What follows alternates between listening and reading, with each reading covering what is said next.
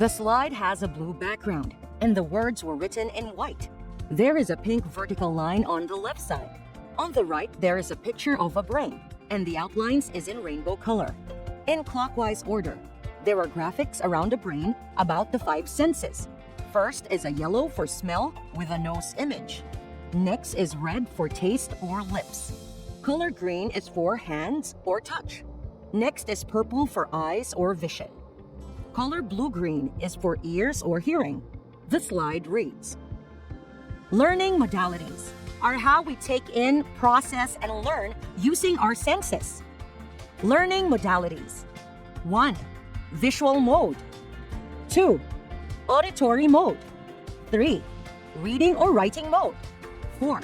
Kinesthetic mode. So let's now jump into learning modalities. So kailangan maintindihan natin kung ano yung ibig sabihin ng learning modalities kasi makaka-apekto to sa pagpe-prepare natin ng training. At saka isa rin siyang way para mas maintindihan natin as a trainer kung paano ba natututo yung ating mga trainees or possible trainees. So for example, mas natututo ako kapag ginagawa natin yung sayaw. Kesa yung sabihin mo, tignan mo ako, ganito yung sayaw, ganito yung step. May ibang tao na hindi nila magets yun agad, hindi dahil bobo sila, hindi dahil mahina ang ulo o isip nila, hindi po ganon. Maaring dapat iba yung way para magets niya kung ano yung tinuturo natin. So yung learning modality, ang ibig sabihin nito ay yung way ng pag-perceive natin ng information using our senses. So yun talaga yung sinasabi ng learning modality. Ano yung way? Kasi modality is the way or process na kung paano natin na-perceive, nakukuha yung information ng mas malinaw at ng mas maayos at mas naiintindihan natin. Okay, so sa learning modalities, gaya na sabi ko kanina, mayroong iba't ibang way ng pag-perceive ng information using our senses. So we have 5 modalities. We have the visual, we have the auditory, we have reading, writing, and we also have kinesthetics. So, syempre, kapag visual mode tayo, highly visual tayong tao, you learn by seeing. Mas madali mong maintindihan ng information kapag dine-demonstrate sa'yo visually. Kunyari, pinapakita ka ng mga pictures, or mas natututo ka kapag nagbabasa ka ng libro kung hindi puro sulat lang, yung may picture din na ina-act out yung binabasa mo. Mas gusto mo na binabasa mo yung menu sa restaurant, mas nagigets mo kung ano ba yung o-orderin ko, kaysa yung binabasahan ka lang ng menu. So, mas visual kang tao pag medyo nandito sa side na to yung way of learning mo na mas dito mo nakikita na you learn best by seeing or, yun nga, by using visual elements. Number 2, yung auditory. Sa auditory naman, dito natin nape-perceive yung mga information o mga bagay sa pamamagitan ng pagdinig or sa pakikinig or sa pamamagitan ng sound or music. Alam nyo, may mga tao minsan, mas mabilis nilang nakakabisado yung music by listening. Pero pagka binigyan mo ng song hits or kunyari binigyan mo ng kopya ng lyrics, babasahin nila pero parang hindi nare-retain yung information sa kanila. Pero pakantahin mo sila, daanin mo sa song, mas mabilis silang natututo. Kagaya sa mga bata, minsan pagka tinuruan mo sila ng mga nursery rhymes about counting or yung alphabet, ang bilis nilang matuto. Meron kasing mga bata na auditory learners. And pwede rin to sa adults. Baka auditory learner ka. Kung sa ganitong way ka, mas mabilis natututo. Yung reading and writing naman na mode, mas mabilis kang matuto kung sinusulat mo siya.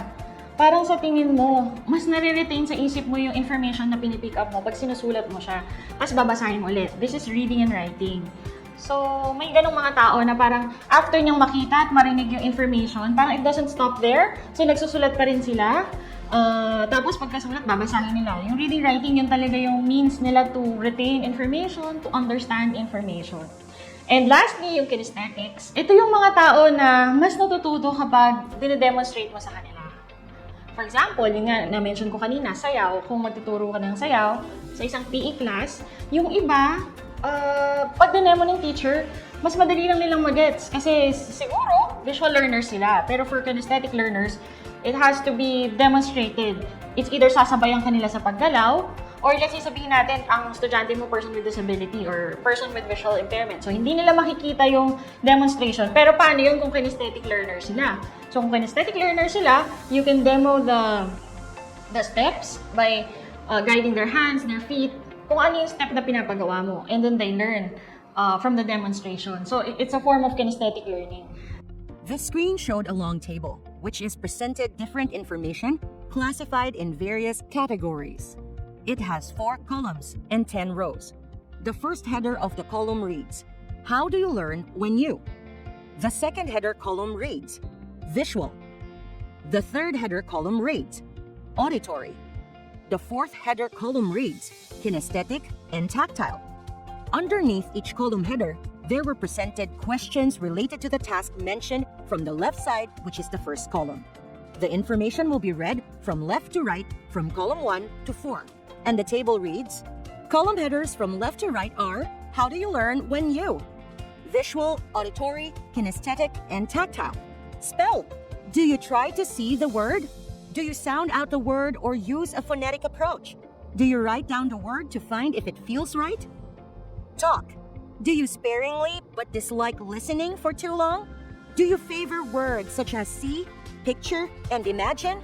Do you enjoy listening but are impatient to talk? Do you use words such as hear, tune, and think?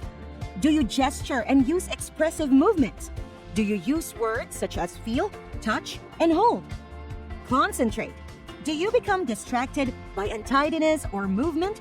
Do you become distracted by sounds or noises? Do you become distracted by activity around you?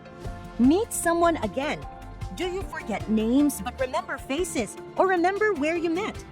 Do you forget faces but remember names or remember what you talked about? Do you remember best what you did together? Contact people in business. Do you prefer direct, face-to-face, personal meetings? Do you prefer the telephone? Do you talk with them while talking or participating in an activity? Read. Do you like descriptive scenes or pause to imagine the actions? Do you enjoy dialogue and conversation or hear the characters talk? Do you prefer action stories or are not a keen reader? Doing something new at work. Do you like to see demonstrations, diagrams, slides, or posters? Do you prefer verbal instructions or talking about it with someone else? Do you prefer to jump right in and try it? Put up something together. Do you like at the directions and the picture?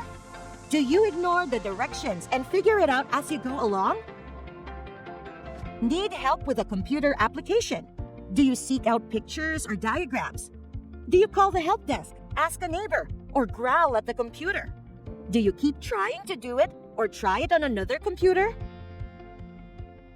Adapted from Colin Rose 1987, Accelerated Learning. So, may ipapakita ako na parang siyang table na kung saan may mga questions dito. Paano mo ba natututunan yung isang mga bagay? Kunyari, when you spell, when you contact someone, para siguro short assessment, though hindi naman siya official assessment. Pero sa tulong ng guide na to, mas malalaman mo sa sarili mo, ay, ganito pala, mas visual learner pala ako, mas auditory, or mas sa reading and writing ako. So I hope itong simple way of knowing or simple screening makatulong sa inyo kung ano yung way ninyo ng pagkakatuto o pag-pick up ng information. Well, hindi naman ito lang para sa inyo. Pwede nyo rin gamitin ito sa pag-screen or pagtulong sa inyong mga trainees kasi importante din na alam ninyo how they learn.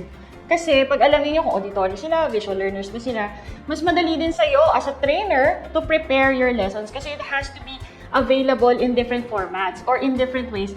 So we can ensure that your auditory learners can learn even if kasama nila yung mga visual learners sa klase mo. Kaya it's also important na hindi lang yung sarili mo ang alam mo kung anong klaseng learner ka, even your possible trainees.